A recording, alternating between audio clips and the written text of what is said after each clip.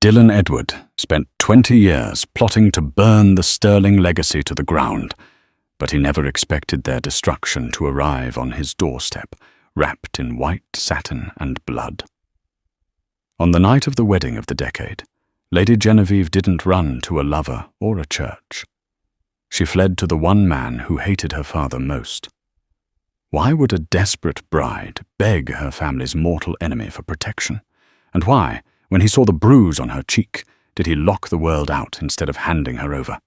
This isn't just a romance. It is a story of how a single knock in the storm turned a vendetta into a salvation. The year was 1819, and the Cornish coast was screaming. A gale from the Atlantic battered the cliffs of St. Jude's Head, tearing through the gorse and howling against the stone walls of Edward Manor. Inside the library, Dylan Edward poured himself a glass of brandy. He didn't flinch at the thunder. The sound reminded him of cannon fire, a comfort to a man who had spent 10 years at sea, making a fortune in gunpowder and steel just to return home and buy the land out from under the nobility who had scorned him. Dylan was 32, possessing a face that was more architecture than flesh, hard angles, a jaw set in permanent defiance, and eyes the color of the turbulent sea outside.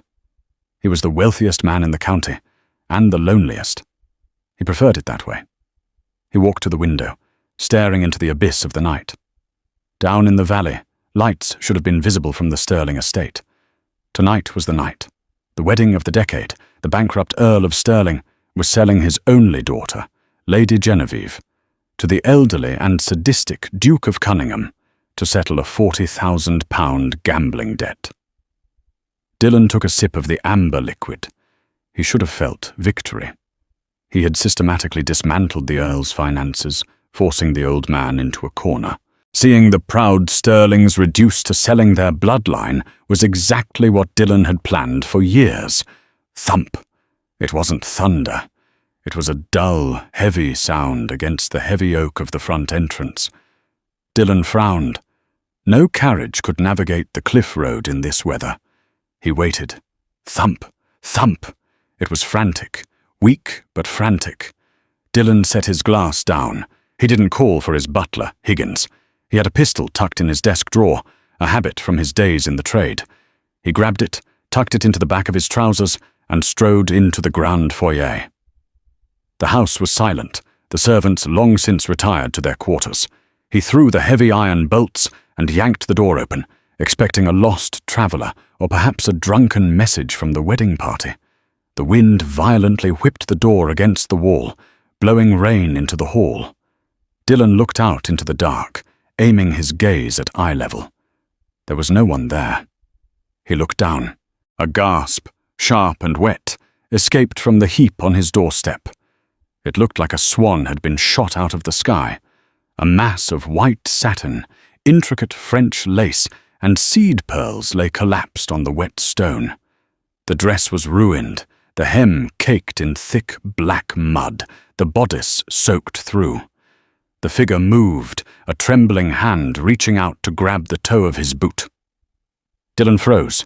The lightning flashed, illuminating a face pale as death, framed by hair that had once been perfectly pinned, but now hung in sodden, golden ropes. It was her, Lady Genevieve.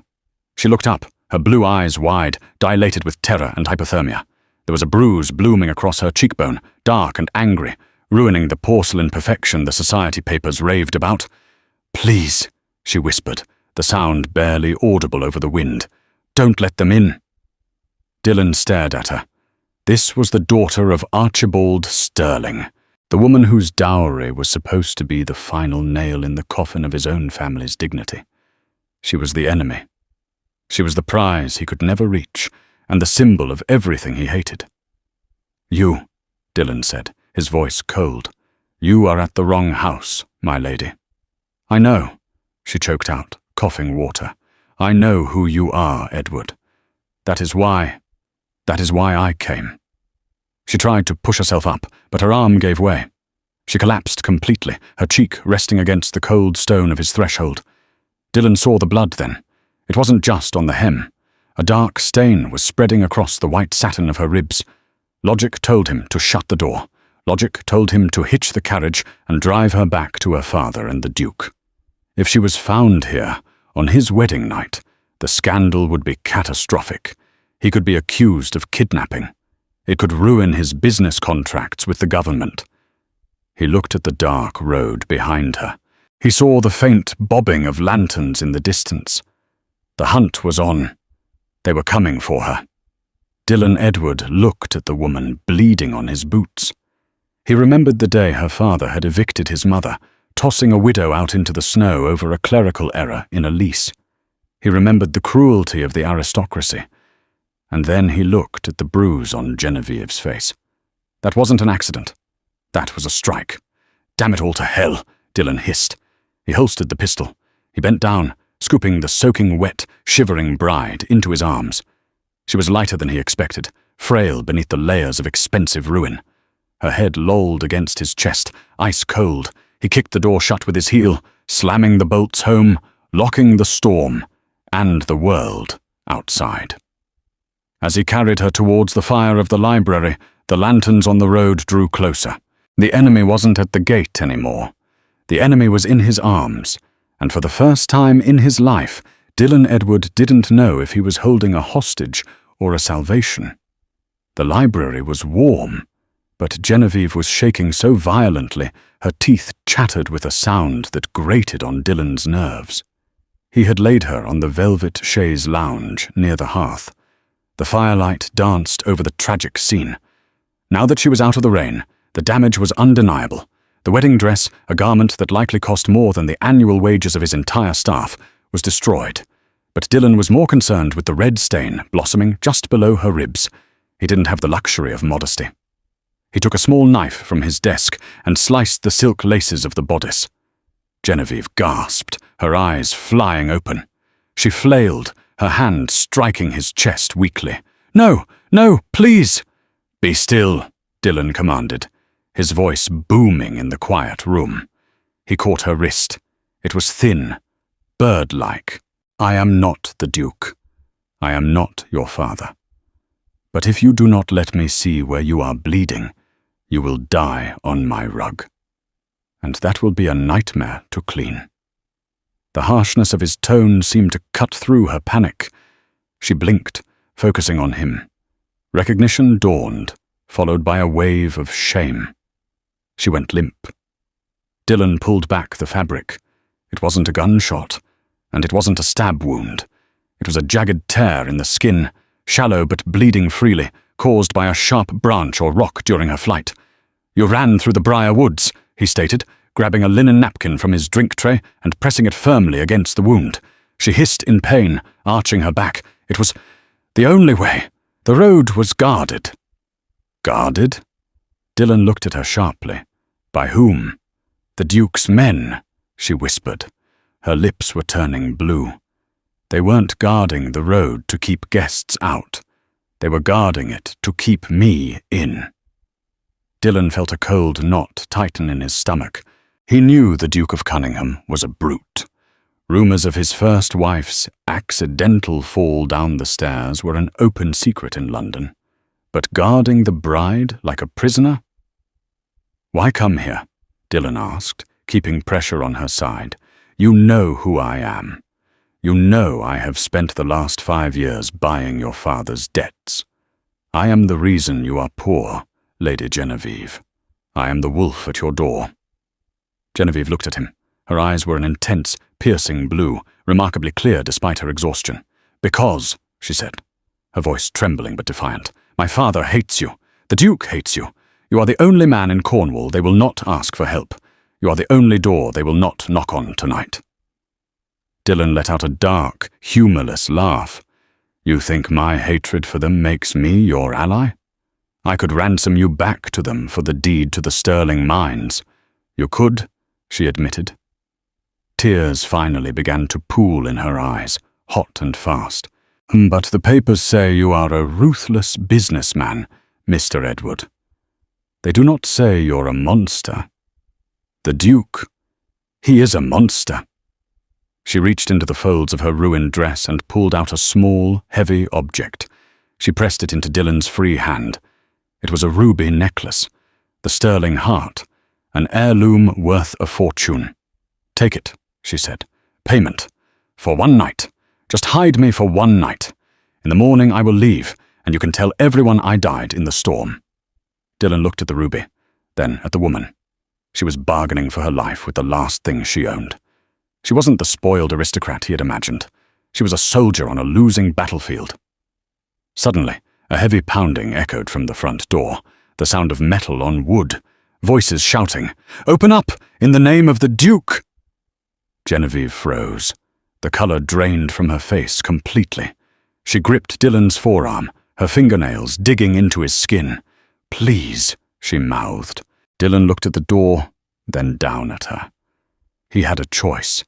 He could give her up. He would be rewarded. He would finally destroy the Sterlings completely by returning their runaway property. It was the logical business move.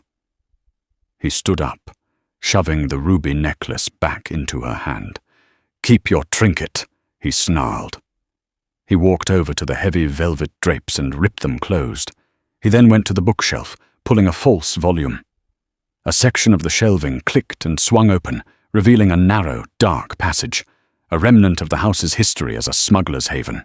"Get in," he ordered. Genevieve struggled to sit up, clutching her side. "What?" "Get in the wall, Genevieve," he snapped, hearing the shouting outside grow louder. "If you make a sound, I will hand you to them myself." She scrambled off the shades, trailing satin and water, and threw herself into the dark recess. Dylan slammed the bookcase shut just as the front door groaned under the force of a battering ram. He didn't wait for them to break it down. He strode into the foyer, unlocked the bolts, and swung the door open, blocking the entrance with his broad frame. Standing in the rain were 3 men holding lanterns and cudgels. Behind them, on a black horse, sat the Duke of Cunningham. He looked like a vulture wrapped in a velvet cloak. "Edward," the Duke spat, rain dripping from his nose. "We are searching for a runaway thief. A woman." Dylan crossed his arms, leaning casually against the doorframe despite the storm. "I have no thieves here, Your Grace. Only honest steel." "She was seen running this way," one of the men shouted.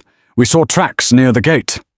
"I saw a deer," Dylan lied, his voice smooth as glass. "Perhaps your men are tracking livestock. It would match their intelligence." The Duke narrowed his eyes. "Step aside, Edward. We are searching the house." "You have no warrant," Dylan said, his voice dropping an octave, becoming dangerous. "And this is private property. If one of your boots crosses this threshold, I will consider it an act of aggression. And unlike your father-in-law, I can afford better lawyers. And better guns." He let his hand drift casually towards the pistol in his waistband. The Duke stared at him. The hatred between the 2 men crackled in the air, hotter than the lightning. The Duke looked past Dylan into the dark foyer. He saw nothing. "If I find out you're harboring her," the Duke hissed, wheeling his horse around, "I will burn this house down with you inside it." "You're welcome to try," Dylan replied. "Mind the mud on your way out." He slammed the door in the Duke's face and threw the bolts. He waited until the sound of hooves faded into the roar of the wind. Then he exhaled a breath he didn't realize he had been holding. He walked back to the library and opened the bookcase. Genevieve tumbled out, weeping silently, shaking from the adrenaline and the cold. Dylan looked down at her. He had just declared war on the most powerful duke in England. He had committed a crime, and he had done it for a sterling. "Get up," Dylan said, his voice weary. "You cannot stay in the wall, and you cannot stay in that dress." He offered her his hand. She looked at it, the hand of her enemy, and took it. "Why?" she asked, her voice cracking. "Why did you save me?" Dylan pulled her to her feet, bringing her face inches from his. He saw the fire in her eyes, a reflection of his own stubbornness. "Because," Dylan whispered, "I decided that if anyone is going to ruin the Sterling family, it is going to be me, not him. You belong to me now, Lady Genevieve, and until the debt is paid, you aren't going anywhere." The silence in the library was heavier than the storm. The adrenaline that had fueled Dylan's confrontation with the Duke began to recede, leaving behind a stark, cold reality. He was standing in his home, the sanctuary he had built to keep the world out, with the daughter of his nemesis shivering in a puddle of rainwater and silk. "Come," Dylan said. It was not a request. He did not carry her this time. He needed to see if she could walk, to gauge the extent of her injuries.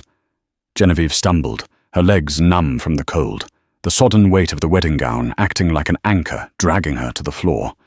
She gritted her teeth, a sound that made her jaw ache, and forced one foot in front of the other. Dylan led her not to the master suite, but to the guest quarters in the east wing, a part of the manor that had been shut up for winter. The air here was stale and chilled, smelling of beeswax and dust. He kicked open the door to a room dominated by a 4-poster bed, draped in heavy indigo velvet. He moved efficiently, lighting the oil lamps on the mantelpiece and striking a match to the kindling already laid in the hearth. The fire caught with a roar, casting long, dancing shadows against the damask wallpaper. Genevieve stood in the center of the room, her arms wrapped around herself. The water dripping from her dress was creating a dark map on the Persian rug. She felt less like a woman and more like a ghost that had wandered in from the cliffs. Dylan turned to her. His face was unreadable, his eyes shadowed. "That dress," he said, gesturing vaguely at the 10,000-pound ruin. "It is killing you. It's freezing and it's binding your wound. It needs to come off." Genevieve's hand flew to her throat, clutching the high lace collar. The modesty of a lady was drilled into her bones, deeper than fear. I have no maid." "And I have no wife," Dylan replied, his voice flat. "And since I killed the last maid who tried to steal silver, I am short on staff tonight." It was a lie, a dark joke to terrify her into compliance, but she didn't flinch. She just looked at him with those unnerving blue eyes. "Turn around," he commanded, his tone softening by a fraction. Genevieve turned. Her back was to him, and she heard him step closer. She could feel the heat radiating from his body, a stark contrast to the ice in her veins. She felt his hands, large and rough, hover over the buttons of her gown. The buttons were tiny, pearl, and endless. His fingers, calloused from years of handling gunpowder crates and ship rigging, struggled with the delicate loops. "Damn it," he muttered under his breath. "They are French loops," she whispered, her voice trembling. "They are meant to be difficult, so the bride cannot escape them easily." Dylan paused. The cruelty of that design, fashion disguised as bondage, angered him more than it should have. He didn't have the patience for the Duke's psychological games. "Hold still," he warned. She heard the snick of a knife unfolding. Before she could panic, he sliced. The sound of tearing silk filled the room. He cut through the laces, the corset strings, and the layers of tulle with surgical precision. The tension in the room was suffocating. This was an act of violence, destroying a wedding dress, but it felt like an act of mercy. The heavy fabric fell away, pooling at her feet like the shedding of a skin. She was left standing in her thin chemise and petticoats, shivering violently now that the air hit her damp skin. Dylan didn't look. He kept his eyes strictly on the fire as he walked to the wardrobe, pulling out a heavy wool dressing gown. It was his, dark grey, smelling of tobacco and the sea. "Put this on," he said, tossing it onto the bed behind her. "Wrap the wound with the towels on the washstand. I will return with brandy and bandages. Do not leave this room." He walked to the door, his hand on the brass knob. "Edward?" He stopped, but didn't turn back. "The Duke," she said, her voice sounding small in the large room. "He didn't just want the dowry. He told me. Before the ceremony." She took a jagged breath. "He told me he planned to send my father to a debtor's prison anyway, after he had secured the marriage." Dylan turned then, his expression hardening into granite. "Why tell me this?" "Because," Genevieve said, clutching her bare arms, "you hate my father, I thought you would want to know that you aren't the only one who wants to destroy him. I want to beat him, Dylan corrected, his voice low. I want to take his lands and his pride. But I do not put old men in cages to rot. That is the difference between a businessman and a tyrant. He left, closing the door with a definitive click. Genevieve sank onto the edge of the bed. Her hands shook as she pulled the heavy wool robe around her shoulders. It engulfed her, the sleeves hanging past her fingers. For the first time in her life, wrapped in the scent of her enemy, she felt something she hadn't felt in the Sterling estate for years. She felt safe. Dawn broke over Cornwall, not with a burst of sunlight, but with a grey, bruised sky. The storm had passed, leaving the cliffs battered and the sea churning in an angry froth of whitecaps. Dylan had not slept. He sat in the leather armchair in the library, the pistol still on the desk, watching the embers of the fire turn to ash. He had spent the night calculating risks. Harbouring a fugitive was a crime. Harbouring the wife, or near wife, of a duke was treason against the social order. If Genevieve was found here, the narrative wrote itself. Dylan Edward, the bitter merchant, had kidnapped the lovely Lady Sterling to extract revenge. He would hang. But when he closed his eyes, he saw the bruise on her cheek. He saw the way she had looked at him, not with the disdain he expected from a Sterling, but with a desperate, raw trust. A sharp knock on the library door broke his reverie. "Enter," Dylan croaked. Higgins, his butler, entered with a silver tray of coffee. Higgins was a man of 60, with a spine as stiff as a poker and a discretion that cost Dylan a premium wage. He set the tray down, his eyes flickering for a nanosecond to the muddy footprints that still stained the foyer floor, visible through the open door. "The storm caused some disturbance last night, sir?" Higgins asked, pouring the coffee. "A great deal of disturbance, Higgins," Dylan said, picking up the cup. "We have a guest." Higgins paused, the silver pot hovering in mid-air. "A guest, sir? I was not aware we were expecting company." "We weren't. She arrived unexpectedly. And she is unwell." Dylan took a sip, the bitter heat waking his mind. "She is in the East Wing. No one is to enter that corridor, except for you and Mrs. Gable." "Mrs. Gable will need to know who she is, sir, if she is to attend to her," Higgins noted pragmatically. Mrs. Gable was the housekeeper, a woman who ran the manor with the efficiency of a naval captain. Dylan looked at his loyal servant. "Her name is Miss Vane. She is a distant cousin of mine from the north. She has fallen on hard times and is fleeing a difficult domestic situation. She requires absolute privacy. As far as the village is concerned, the East Wing is closed for renovations." Higgins didn't blink. He knew Dylan had no cousins in the north. He likely recognized the muddy silk on the floor for what it was.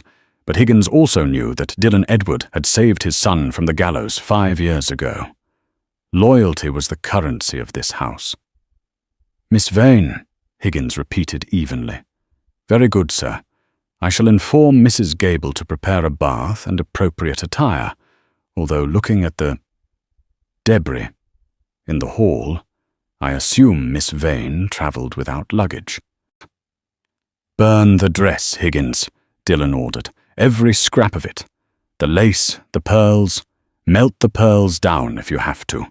But nothing white remains." "Understood, sir."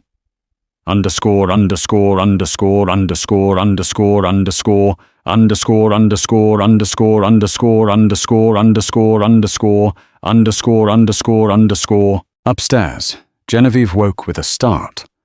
For a moment, she didn't know where she was. The canopy above her was blue, not the dusty pink of her room at Sterling Hall. The smell was different, smoke and sea salt. Then the pain in her side flared, bringing the memory of the night crashing back. She sat up, wincing. She was still wearing Dylan's oversized dressing gown. She felt dirty, her hair tangled and matted with salt spray. She dragged herself out of bed and limped to the window. The view took her breath away. The Edward Manor sat on the highest promontory, a jagged claw of rock jutting out into the Atlantic. From here, She could see the coastline curving south, and there, in the distance, small and insignificant against the grey sky, was Stirling Hall. She saw the smoke rising from its chimneys. She imagined the chaos inside. Her father, Archibald, pacing the floor, terrified of the Duke's wrath. The Duke, perhaps sending riders out to scour the countryside. She pressed her hand against the cold glass. "I am dead," she whispered to herself. Genevieve Stirling died in the storm. The door handle turned. Genevieve spun around, clutching the robe tight, her heart hammering against her ribs. It wasn't Dylan. It was a stout woman with iron-grey hair, pulled back into a severe bun, carrying a basin of steaming water and a bundle of clothes. This was Mrs. Gable. She looked Genevieve up and down, her eyes sharp and assessing. She didn't curtsy. "Mr. Edward says you are Miss Vane," Mrs. Gable said, her tone indicating she didn't believe a word of it, "and that you are in need of a scrub." Genevieve swallowed. "Yes, thank you." Mrs. Gable set the basin down. "I've brought some of my own things. They won't be the silk you're used to, looking at your hands, but they're warm. Brown wool. Good for hiding stains." She walked over to the fire and poked it vigorously. "The master is a hard man, miss, but he keeps his word. If he says you're safe, you're safe. But don't you go wandering. The staff talks, and in this village, talk travels faster than the wind." "I understand," Genevieve said softly. "Do you?" Mrs. Gable turned, hands on her hips. "You've got the look of a hunted thing.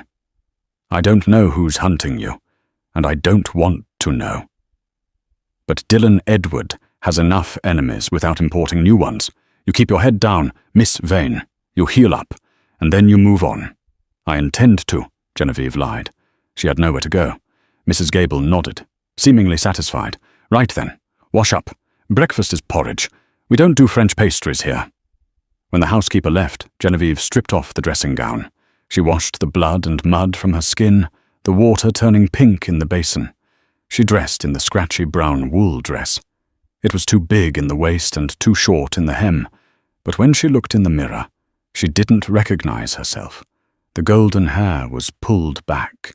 The expensive jewelry was gone. The pale, tragic bride was gone. In her place was a woman who looked like she scrubbed floors. She looked invisible. A knock came at the door again. This time it was Dylan. He entered without waiting, dressed in a black frock coat, looking every inch the formidable master of the house. He stopped when he saw her. His eyes swept over the brown dress, the severe hair. For a moment he looked surprised, perhaps even disappointed to see the goddess reduced to a peasant. "Better," he said gruffly. "You look like a governess." "I feel like a prisoner," she replied, lifting her chin. "You are a prisoner," Dylan countered, stepping into the room. "The Duke has placed a bounty on you. £500 for the return of his delirious and sick fiancée. Every scoundrel in Cornwall is currently sharpening their knives, looking for a woman in a white dress." Genevieve felt the blood drain from her face. £500? He wants you back badly, which means you cannot leave this house. Not today. Not tomorrow. Dylan walked to the window, blocking her view of her former home. "You will stay in the East Wing. You will keep away from the windows, and you will tell me everything about your father's financial books." Genevieve blinked. "What?" Dylan turned, a predator's smile touching his lips. "You said you wanted to pay me for my protection. I don't want your necklace. I want information. Your father has been hiding assets to prevent me from seizing them. You ran his household. You know where the money is." Genevieve stared at him. He was trading her safety for the destruction of her family. It was cold. It was calculating. And it was exactly the kind of weapon she needed. Her father had sold her. Why shouldn't she sell him? "He keeps a ledger," Genevieve said, her voice steady, "under the floorboards in the study. It details the offshore accounts in the West Indies." Dylan's eyes lit up. It was the look of a man who had just found the key to a kingdom. Good, he said. Welcome to the partnership, Miss Vane. 3 days passed. The rain had stopped, but the fog clung to Edward Manor like a shroud. Inside, the house was a cage of tension. Genevieve, now known to the staff as Miss Vane, the poor relation from the north, moved through the shadows of the east wing. She wore the scratchy brown wool dress Mrs. Gable had provided, her hair pulled back so severely it made her eyes look stark and huge in her pale face. She spent her hours in the library with Dylan, not as a guest, but as a conspirator. They were dissecting her father's life. Here, Genevieve pointed to a line in the ledger Dylan had retrieved based on her instructions. Her finger, once manicured, was now ink-stained. The repairs to the west wing. There were no repairs. That money went to pay off the gambling debts at the Whispering Club. Dylan leaned over the desk, his shoulder brushing hers. The proximity was electric, though neither acknowledged it. He smelled of sandalwood and old paper. She smelled of lavender soap and fear. Your father is a creative accountant, Dylan muttered, marking the page. If I present this to the magistrate, he won't just lose his estate. He'll lose his freedom. He lost his freedom the day he sold me, Genevieve said, her voice devoid of emotion. Suddenly the heavy iron knocker of the front door slammed. Boom, boom, boom. Dylan froze. He looked at the grandfather clock. It was past dusk. No honest visitor called at this hour. Higgins appeared at the library door, his face pale. Sir, it is the Duke of Cunningham. He is not alone. Genevieve's breath hitched. She scrambled back from the desk, knocking over a stack of papers. He knows I am here. Quiet, Dylan commanded, his voice low and lethal. He stood up, buttoning his coat. He knows nothing. If he knew, he would have kicked the door down with soldiers. He is fishing. He is coming to see if I flinch. He walked over to her, gripping her shoulders. His hands were hard, grounding her.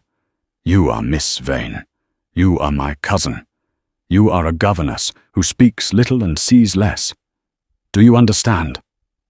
I can't face him, Dylan. He will know my eyes. He will know my voice. He will see what he expects to see, Dylan said intensely. A servant, a nobody. Go to the corner, sort the books, keep your head down. If you run, you look guilty. If you stay, you look like furniture. He released her and turned to Higgins. Show him in. Moments later, the heavy boots of the Duke echoed on the parquet floor. He swept into the library, shaking the damp from his velvet cloak. He looked every inch the predator. Tall, gaunt, with eyes that seemed to peel the skin off anyone he looked at. Edward, the Duke sneered, pulling off his gloves. I was in the neighborhood, hunting. For the deer? Dylan asked, leaning against his desk, crossing his arms. He didn't offer the Duke a seat. For the bitch, the Duke corrected, his voice dripping with venom. We found her veil 3 miles down the coast, snagged on a briar, but no body. He began to pace the room, his eyes darting to the corners, the shadows. It is strange, is it not? A woman in a heavy dress vanishes into the sea, yet the tide brings nothing back. Perhaps the sea has good taste, Dylan drawled. The Duke stopped pacing. He turned slowly to Dylan, a dangerous glint in his eye. You are mocking me, Edward. I do not like being mocked, and I do not like uninvited guests dripping on my rug, Dylan retorted. The Duke's gaze shifted. He looked past Dylan, towards the darker end of the library where the ladder stood. Genevieve was there. She was on her knees, stacking books on the bottom shelf. Her back was to the room, her posture hunched. Her heart hammered against her ribs so hard she thought it would crack them. Don't look up. Don't breathe. Who is this? The Duke asked, stepping closer to her. Dylan didn't move, but his hand drifted towards the letter opener on his desk. My cousin, Miss Vane. She is cataloguing my collection. Is she? The Duke walked toward her. The sound of his boots was a countdown to her execution. He stopped right behind her. She seems diligent. Genevieve felt his presence like a cold draught. The scent of his cologne, musk and stale port brought back the memory of his hands on her during their engagement. the way he had bruised her arm just to see if she would cry. "Miss Vane," the Duke said softly, "turn around." Dylan took a step forward. "She is shy, Your Grace, and deaf in one ear." "I said turn around," the Duke barked, snapping his fingers. Genevieve slowly, agonizingly turned her head. She kept her chin tucked into her chest, her eyes fixed on the Duke's shiny black boots. She made herself small. She let her shoulders slump. She was not Lady Genevieve Sterling, the prize of the county.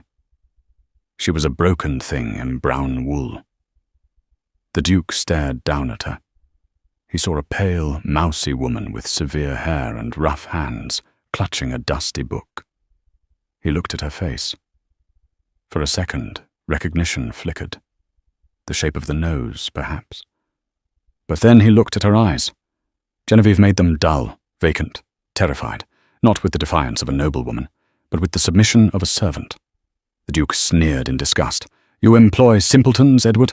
No wonder your business is gunpowder. It requires no conversation."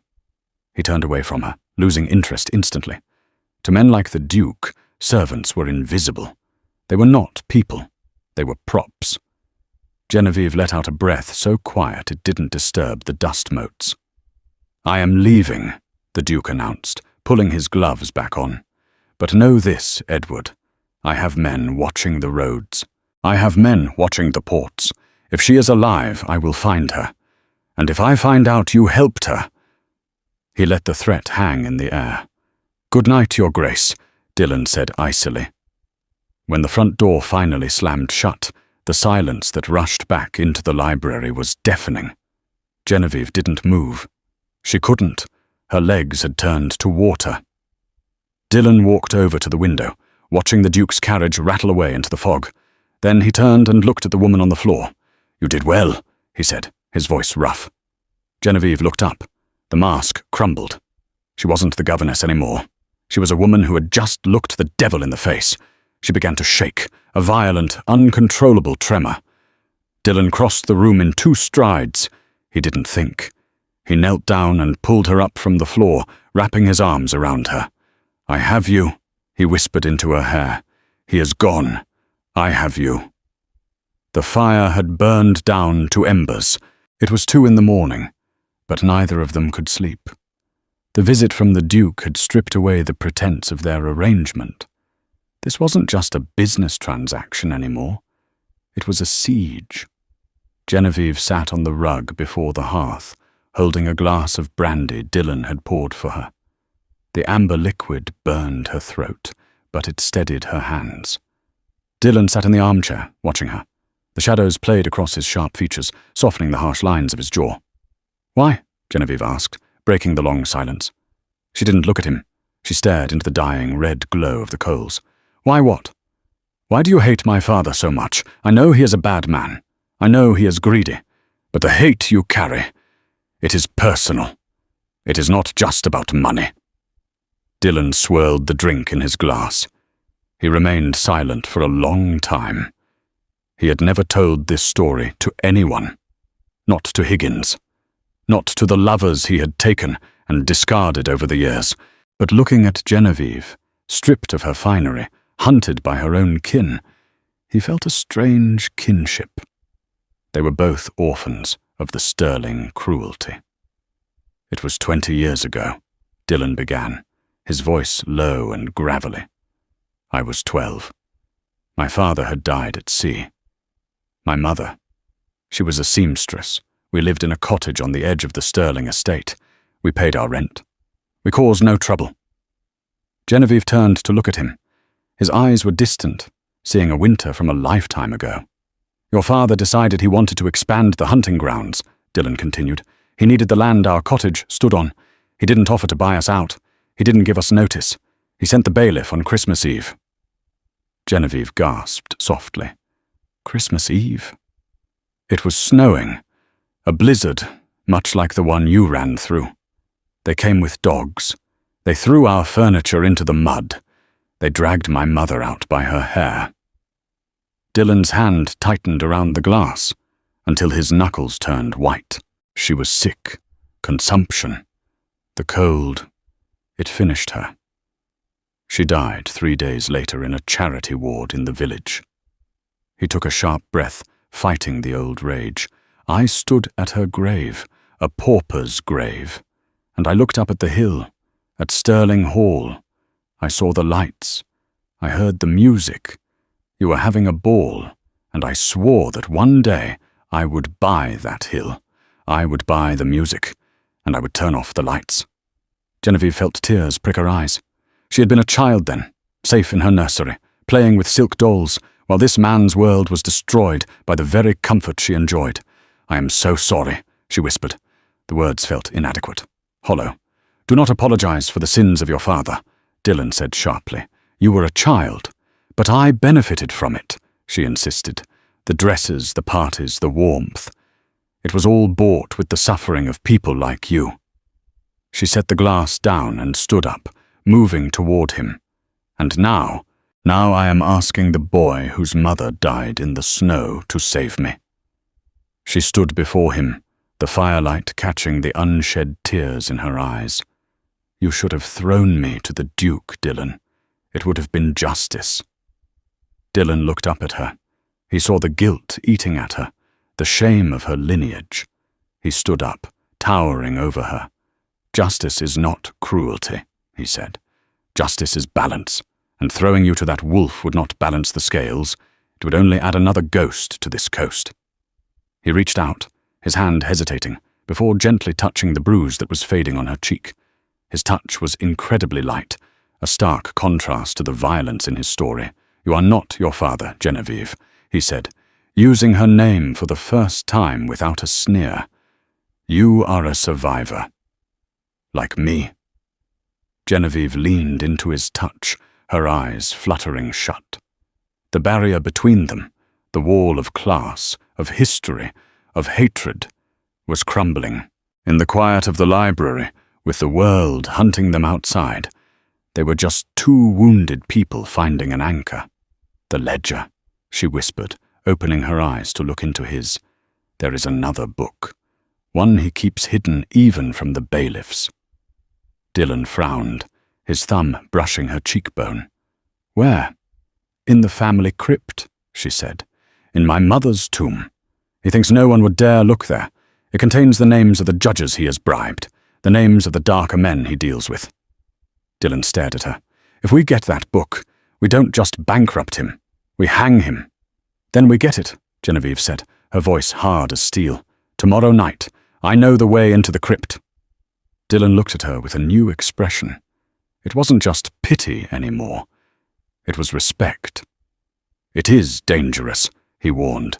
"If we are caught on Stirling land—" "I am already dead," Genevieve said. "I have nothing left to lose. Except you." The words hung in the air, heavy and true. Dylan looked at her mouth, then back to her eyes. He didn't kiss her. It was too soon, too dangerous. But the promise of it was there, burning hotter than the fire. "Get some sleep, Miss Vane," he said, his voice thick. "Tomorrow, we go to the graveyard." The Stirling family crypt was a monstrosity of grey stone and iron, rising from the mist like a rotting tooth on the edge of the estate. The heavy iron gates, usually rusted shut, groaned as Genevieve turned the key she had stolen from her father's study years ago, a key she kept for the day she would bury him. Inside, the air was thick with the smell of damp earth and decay. Dylan held the lantern, the light casting long, skeletal shadows against the marble effigies of Genevieve's ancestors. "Here," Genevieve whispered, her voice echoing in the hollow silence. She moved to the rear of the crypt, to a modest plaque dedicated to her mother. He was too superstitious to touch her grave. He thought her ghost would haunt him. That is why he hid his sins here. She pressed her hands against the stone moulding beneath the plaque. It grated, then slid loose. Behind it lay a hollow space, and inside, wrapped in oilcloth, was a thick, leather-bound book. Dylan stepped forward, his heart pounding not with fear, but with the thrill of the kill. He took the book and flipped it open. Even in the dim light, The columns of numbers and names were damning. Bribes to judges, payments to smugglers, and the deliberate siphoning of the dowry funds. It was enough to send Archibald Sterling to the gallows and strip the Duke of his title for complicity. "We have it," Dillon said, looking at Genevieve. In the lantern light, she looked like an avenging angel. "It is over." "Is it?" The voice came from the entrance of the crypt. Dillon spun around, shielding Genevieve with his body. Standing in the gateway, silhouetted against the moonlight, was the Duke of Cunningham. In his hand was a heavy flintlock pistol, leveled directly at Dillon's chest. "I knew you were too sentimental, Edward," the Duke sneered, stepping into the tomb. "And you, my dear Genevieve, you really are hard to kill." Genevieve peeked from behind Dillon's shoulder. "How did you know?" "I didn't," the Duke admitted, cocking the hammer of the gun. "But I know your father. He has been panicking about this crypt for 3 days. I figured if you were alive, you'd come for the leverage. And look at this, a thief and a runaway bride, together in the dark. How romantic." "Put the gun down," Dillon said, his voice calm, though his mind was racing. "If you shoot me, the sound will alert the groundskeeper." "The groundskeeper is drunk," the Duke laughed, "and dead men tell no tales. I will simply say I found you robbing the graves, and I defended the family honor. A tragedy, really." The Duke raised the pistol higher, aiming for Dillon's heart. "Goodbye, Mr. Edward." Click. The hammer fell, but there was no explosion. Only the sharp sound of metal striking metal. The Duke stared at the gun in confusion. He pulled the trigger again. Click. "You seem to be having trouble with your powder," Dillon said, a cold smile spreading across his face. "What did you do?" the Duke roared. "I manufacture gunpowder, Your Grace." Dillon stepped forward, the lantern swaying. "I know that in this damp sea air, if a man leaves his pistol primed for too long while waiting in the fog, the powder cakes.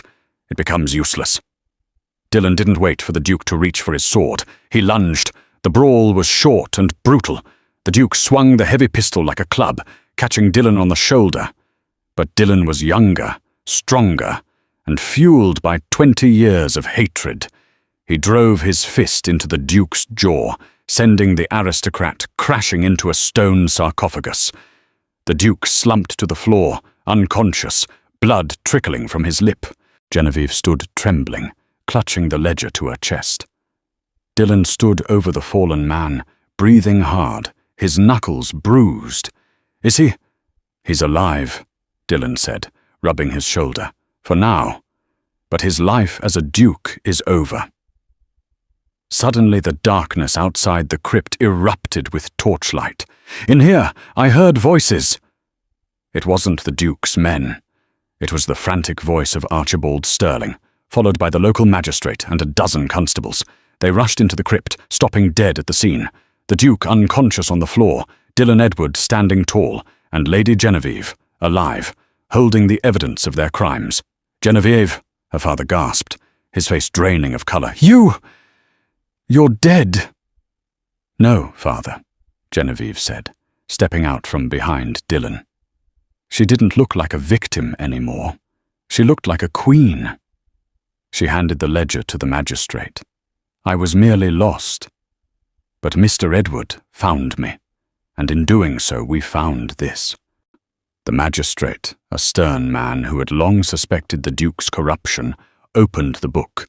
His eyes widened. He looked from the ledger to the unconscious Duke, and then to the terrified Earl. "Constables!" the magistrate barked. "Arrest Lord Sterling and shackle the Duke. We have a great deal of reading to do." As the constables swarmed her father, dragging the screaming old man away, Genevieve didn't look back. She looked at Dillon. He held out his hand, not as a servant, not as a savior, but as an equal. "Are you ready to go home?" Dillon asked. Genevieve took his hand. "I am already there. Underscore, underscore, underscore, underscore, underscore, underscore, underscore, underscore, underscore, underscore, underscore, underscore, underscore, underscore, underscore, underscore, 6 months later. The wedding at Edward Manor was the event of the decade, though not for the reasons society expected. There were no dukes, no corrupt earls. The pews were filled with villagers, tenants, and the staff who had kept the secret. Genevieve stood at the altar, not in the cursed white lace of her past, but in a gown of deep midnight blue silk, the colour of the sea at night. Dylan stood before her. He had bought the Sterling estate at auction when the Crown seized the assets. He had burned the house to the ground, leaving only the land, which he gifted to the tenants his mother had once lived among. "You look triumphant," Dylan whispered as the vicar prepared the vows. "I am," Genevieve smiled, squeezing his hand. "I collapsed at your door looking for a saviour, Dylan. I didn't know I was knocking on the door of my future." Dylan kissed her, and outside, the cannons from his ships in the harbour fired a salute, not for war, but for the victory of the only two people who had survived the storm. And so, the storm that was meant to destroy Lady Genevieve became the very thing that washed her clean of her past. Dylan Edward didn't just open a door that night. He opened his heart to the one person who could understand his pain. They proved that while blood may be thicker than water, love is stronger than blood. The Duke rot in a cell, the Earl lost his fortune, but the boy who was evicted in the snow and the girl who was sold for a debt found a fortune that no ledger could ever quantify. What a journey, from a muddy doorstep to a midnight heist in a crypt.